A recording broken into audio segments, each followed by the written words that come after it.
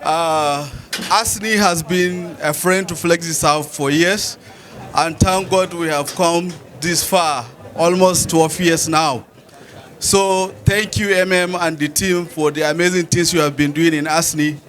I can say apart from the National Conference for NAPS, ASNI is the second conference that we used to have for schools in Abuja.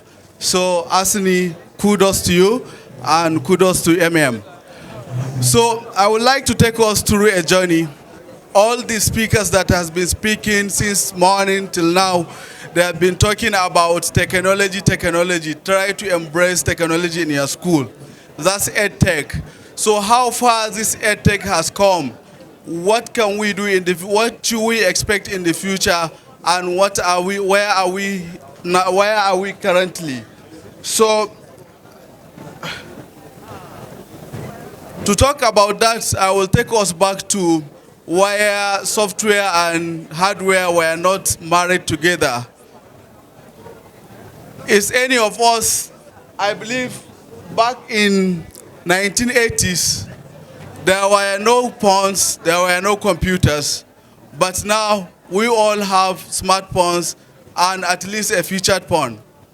So back then, education cannot have this favor, because there is no PCs back then, there is no smartphones. So now a marriage was certified between hardware and software in 1980s. That's when we get PCs. So with the introduction of PCs, Redica now try to establish something which is very important: school information management system. Redica has been providing solution in all throughout the globe in information management system. Then also Sims has introduced their own software back 19 years back, and we too, FlexiSouth and the like of us in this conference, we take the lead. So 1990s, the web was introduced.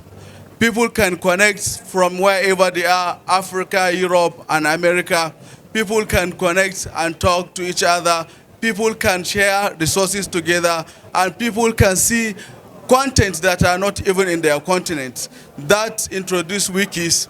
Wikis, I believe some of us know what wikis are all about back then. I believe my aunties here and my moms that were researching back then don't know how to contribute on wiki. Maybe you have a content, you have a chapter on a subject or a particular subject, so you can contribute through a wiki, and then the content will be shared and everyone will see it from wherever they are.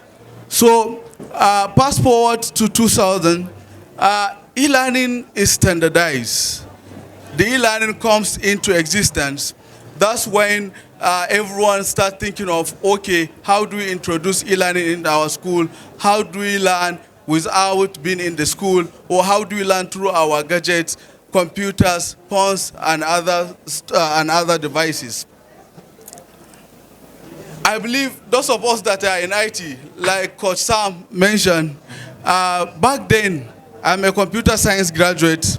I know we used to go back to MIT, OCW to learn what data structure is all about, what algorithm is. The algorithm and data structure on MIT content is one of the best so far if you are a computer science graduate back then that you can learn from. So in 2000, this is one of the contents that is consumed as part of EdTech solutions. So these are one of the content, open educational resources. So MIT, they were the one that introduced that. They make their content open, people can learn from them, people can learn from it and improve. I believe a lot of people from Nigeria consume this content, especially on engineering and computer science. So fast forward to 2004, the learning management is introduced by Moodle. I believe most of the schools we serve today in Nigeria and other parts of Africa, we are serving about 60 tertiary institutions. We deployed Moodle for them. And some of the education stakeholders or tech stakeholders here, they serve learning management system. So learning management system was introduced by Moodle in 2004. So that's when the learning management system start growing. People start joining the league. People start building on top of Moodle. I believe most of the Moodle currently in the world, some of them are built on top of Moodle. Most of the learning management system currently in the world are built on top of Moodle. And schools are leveraging on Moodle to build their own learning management system. Okay. How many of us know about Khan Academy here? Do you know history of Khan Academy? Okay. Khan Academy started as just a content built by Salkan for his cousins. He's just building the content for them to learn mathematics. As they are learning mathematics, then he is putting the video online. Then Bill Gates noticed this content is very excellent. Then Bill Gates started funding Khan Academy. Khan Academy now is one of the most consumed content in terms of learning in the world. So Khan Academy and YouTube, they married together. It's because there is YouTube, that's how Khan Academy come into existence. So through the content, through the video he's building, then the content he's uploading them onto YouTube, that's how world is accessing Khan Academy. I used Khan Academy during my university a lot, and I learned a lot through Khan Academy. So from 2005, another dilemma started 2006. Back in 2006, when Twitter started, we used to say, okay, it's a place for intellectuals. I had a lot of sayings from different people that, nah, I've been on Twitter, but I can't say anything and I can't tweet anything. I don't know how even that Twitter is working. Because people are saying Twitter is a place for intellectuals. Hardly you get people from Nigeria following you back then in 2009. Whenever you wake up, I believe 2009, the first thing you will start to see is very intellectual content that you are getting from people you are connected with from different parts of the globe. That's what Twitter is all about. It has been a place for intellectual content. It has been a place for intellectual people. However, now Twitter has become something else. Twitter has become like, okay, it's just it's just for political vendetta and also trolls and so many arguments every now and then. There are different subjects to discuss, especially in Nigerian space of Twitter. And Twitter has a lot of data. We will talk about data maybe in in the next slide. However, social media is part of teaching now. Teachers have to know how to interact with their students, how to do their things on social media. Why? Because their students are on social media. Instagram, Facebook, Twitter. So as a teacher, what kind of content can you share with your student? How can you use Twitter in order to promote yourself and also promote your school and promote learning? So these are all the stuff that has been introduced, and Twitter has done a lot in that aspect. Facebook, the same thing. I believe WhatsApp, during the pandemic, so many schools have used WhatsApp in order to take their lessons. I know several schools that did that. So, fast forward to 2024, MOOCs were introduced, massive open online courses. I know in this space, in this stand, so many people mention edX, Audacity, and Udemy. People are learning from this content. This content are there. But one thing that is happening is that schools now are saying, okay, let me build my content myself. Yes, you can build your content based on the resources available or based on the curriculum. Of course, I like the Alex idea of, okay, having your own lesson plan and sharing it with your teachers. But however, you need to make sure, okay, the content you are building, is it up to the level that, is it up to standard? Instead of you building your own content, it's better you outsource it. Work with companies that are building those content, check it, review it, engage them so that you can subscribe to their content. Building content is one of the most expensive thing in EdTech. If you don't know, those of us that have never built content before, content is one of the most expensive things to build in terms of edtech solutions. So kudos to those companies that are building content here in the room and all over the globe. So 2014, learning analytics introduced.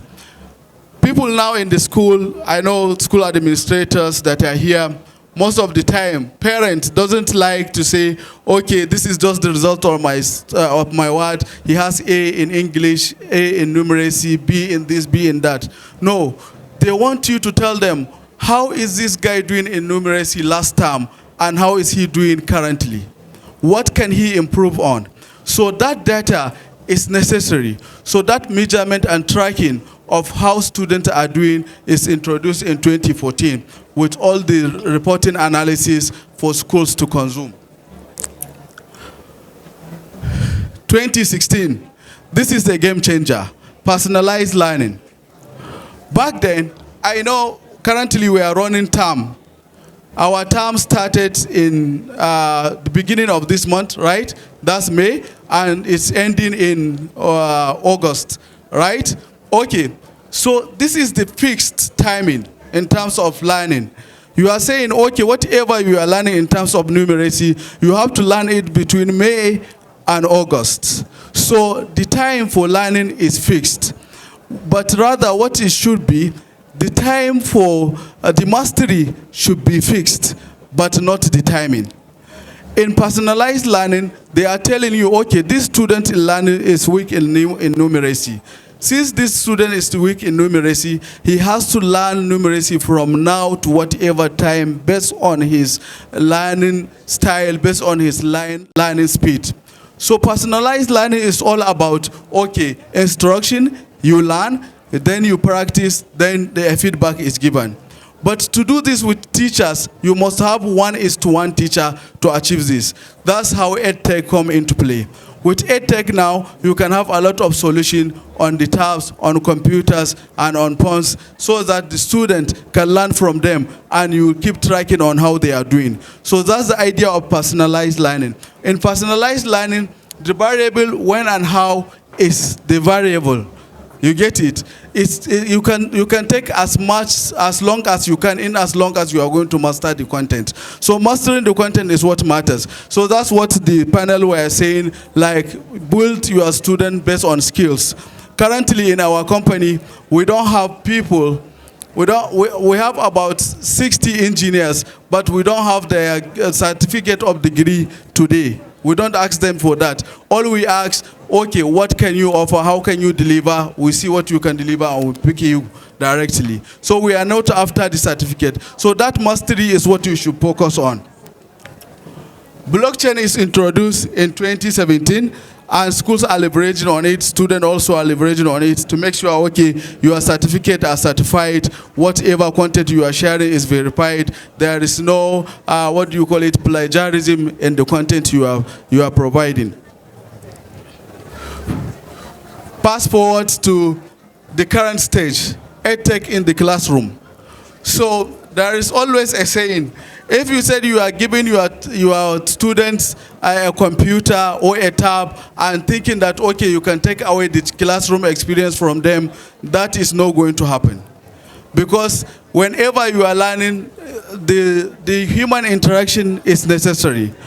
Whenever someone is learning, the human interaction is necessary. So you cannot take away the classroom experience. So what you need to do is to blend the two. Okay, you have technology and you have the classroom experience. Bring them together. That's how you get ethics and culture in your learning. So let me quickly... so this is the EdTech space in Nigeria. 2020, the EdTech market in Nigeria has reached a very high level. There is a lot of, funding from outside the continent in Nigeria. So many companies have got a lot of funding, and there are over $3.5 million that comes into Nigeria in 2020. Currently, we have over $15 million that come into African continent, and majority of it is in Nigeria in terms of EdTech. So this is telling you that this EdTech space, those solution providers are there for you, and they are building something awesome. All you need to do is to engage them, try to answer some of the questions which that they used to ask in terms of customer development, and also give them feedback. We always like feedback from all the schools. Whenever we are interacting in the schools, no matter how bad it is, when you say it, we know you are telling us the truth. It's left to us whether to build what we are looking for or to stay where we are. So, the internet and digital technology now. So you can't say, I had a course just last year in one of the prominent product schools in the world. I mentioned during my project that, okay, students are not allowed to access smartphones in Africa. I said specifically in Nigeria. Someone from McKinsey asked me several questions. Why students are not allowed to access even internet? Why are they not allowed to use smartphones? We said, no, our culture is protecting them from unwanted content. That unwanted content is something, no matter what. One time, the NAFS president told me, no matter how they try, even if they give child a smartphone, they will deviate from that learning content to something else. Then we should build something whereby whenever these children are surfing the internet, are learning something online, we should build something to protect them from those unwanted content. So that's what this means. You can't say you can't give your words or your children smartphone. No, definitely, they have access to it wherever they are, even in your home. Even if you didn't allow them to access it, they must access it. How do we do something in order to make sure we protect them and the content they are consuming is in line with our culture and the beliefs we have? So you can't say, currently there are a lot of mobile devices and they are everywhere. Even if you are not giving them, someone is going to give them access to it. So, finally, let me talk about FlexiServe. FlexiServe, like Asini, we have been existing for long, and we have been together with Asini all these years. We have been existing for almost 12 years now, and we have been providing solutions to tertiary institutions and K-12 schools.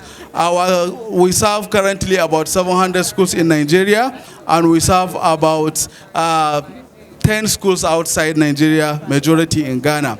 We are currently instrumental in whatever you are doing in terms of your exams, especially with NECO. I know some schools, they doesn't write NECO, but some do. So we are the ones serving you the NECO exams and everything. And those of you that deals with JAM recently, also we have an instrument, we have our hand also there.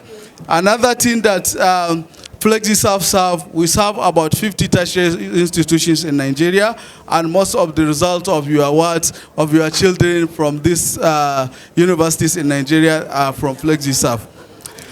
Currently, we have several solutions for tertiary institutions and for K-12 schools, and our booth is outside. Once you visit us, you will see what we can offer for you and ask questions. Thank you.